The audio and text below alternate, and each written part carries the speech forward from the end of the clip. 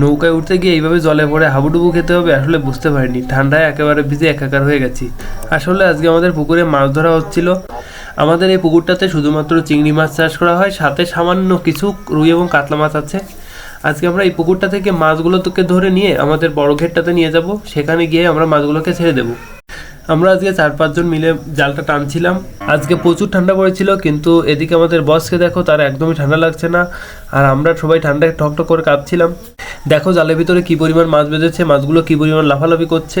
আমরা এখান থেকে বড় বড় মাছগুলোকে ছেড়ে দেবো এবং ছোট ছোট যে মাছগুলো আছে, আমাদের যে চিংড়ি মাছগুলো ধরার দরকার, সেগুলোকে আমরা রেখে দেবো।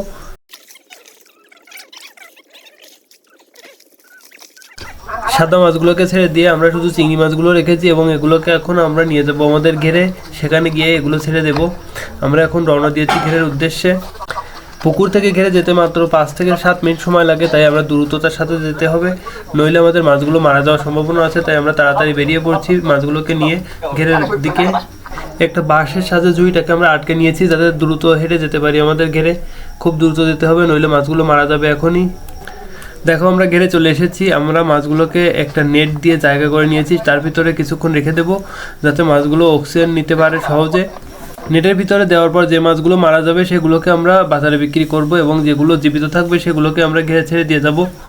এরপর বস দেখো কি করলো, নৌকা ডুবিয়ে আমাকে জলে ফেলে দিল। এই এক মাস চান করো না, এক মাস চান না করার ফলে